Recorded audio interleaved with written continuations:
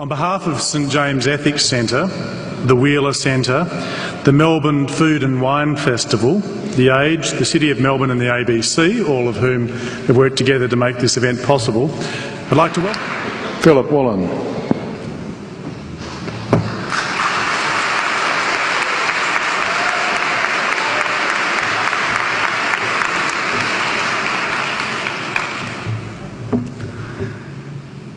King Lear, late at night on the cliffs, asks the blind Earl of Gloucester, "How do you see the world?" And the blind man Gloucester replies, "I see it feelingly. And shouldn't we all? Animals must be off the menu because tonight they are screaming in terror in the slaughterhouses, in crates and in cages, vile, ignoble gulags of despair." You see, I heard the screams of my dying father as his body was ravaged by the cancer that killed him. And I realized I'd heard those screams before.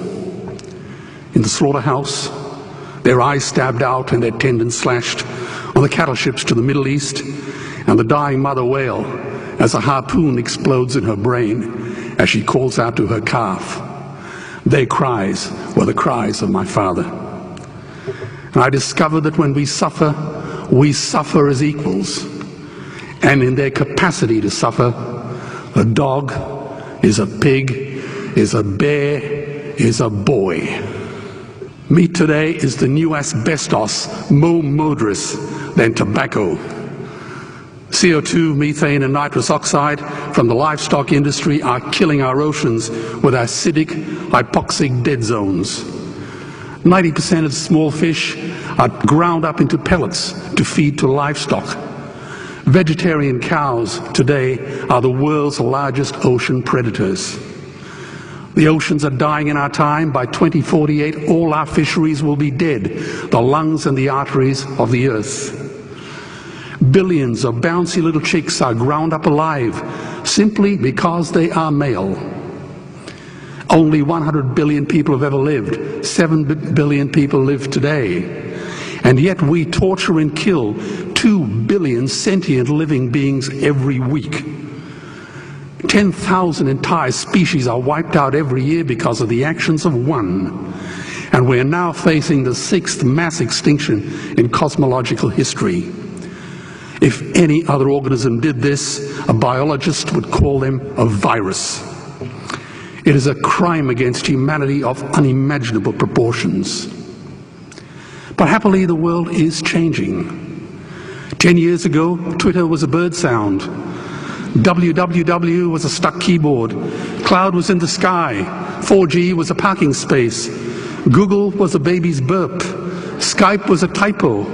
And Al-Qaeda was my plumber. Victor Hugo said, "There is nothing more powerful than an idea whose time has come." Well, animal rights today is now the greatest social justice issue since the abolition of slavery. Do you know there are over 600 million vegetarians in this world? And that is bigger than the United States, England, France, Germany, Spain, Italy, Canada, Australia, New Zealand, all put together. If we were one nation, we would be bigger than the 27 nations of the European Union. Can you believe that? And despite this massive demographic footprint, we are still drowned out by the raucous hunt and shoot and killing cartels who believe that violence is the answer when it should not even be a question. Meat kills animals, kills us, and is killing our economies. Medicare has already bankrupted the United States. They will need $8 trillion invested in treasury bills just to pay the interest, and they have precisely zero. They could shut down every school, Army, Navy, Air Force, Homeland Security, Marines, CIA, and FBI, and they still will not have the money to pay their doctor bills. And our Cornell and Harvard say that the optimum amount of meat in a healthy human diet is precisely zero. Water, as you know, is the new oil. Nations will soon be going to war for it. Underground aquifers that took millions of years to fill are now running dry. It takes 50,000 liters of precious drinking water to make 1 kilo of beef. Today, 1 billion people are hungry. 20 million people will die from malnutrition. Cutting meat by only 10% will feed 100 million people, and eliminating meat will end starvation forever. If everyone ate a Western diet, we would need 2 planet Earths to feed us. We've only got one, and she is dying. Greenhouse gas emissions from livestock is 50% greater than transport, as Peter said. Cars, trains, buses, ships, lorries, the whole lot. And as I travel around the world, I see poor countries who sell their grain to the West while their own children starve in their arms. And the West feeds it to livestock so we can eat a steak? Am I the only one who sees this as a crime? Believe me, every morsel of meat we eat is slapping the tear-stained face of a hungry child. When I look into her eyes, do I remain silent? The earth can produce enough food for everyone's need, but not enough for everyone's greed. We are facing the perfect storm. If any nation had developed weapons that could wreak such havoc on the planet, we would launch a preemptive military strike and bomb it back into the Bronze Age. But it's not a rogue state, it's an industry.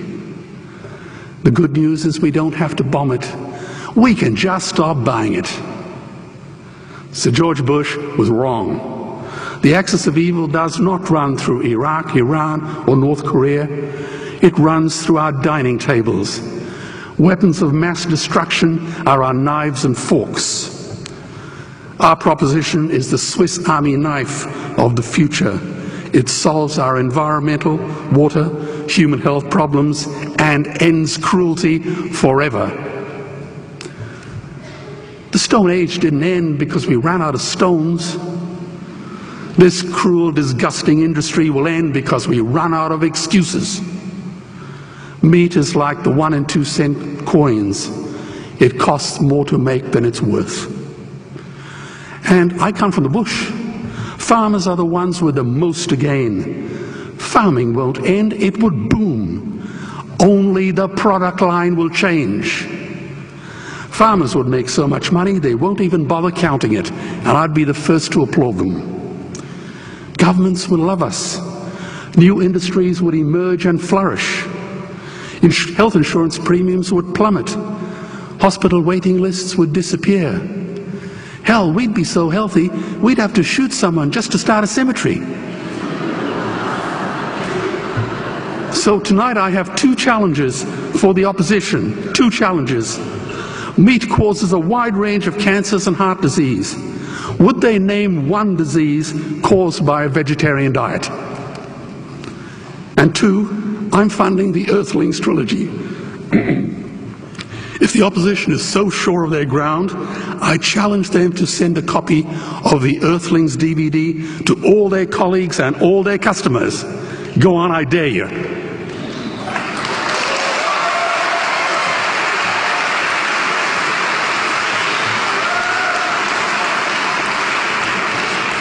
Animals are not just other species, they are other nations, and we murder them at our peril.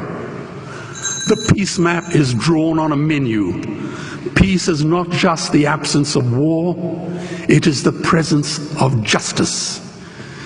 Justice must be blind to race, color, religion, or species. If she's not blind, she will be a weapon of terror.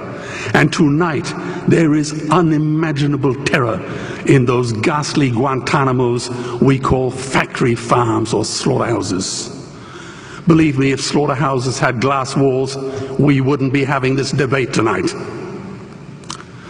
You see, I believe another world is possible. And on a quiet night, I can hear her breathing. Let's get animals off the menu and out of these torture chambers. Please vote tonight for those who have no voice. Thank you.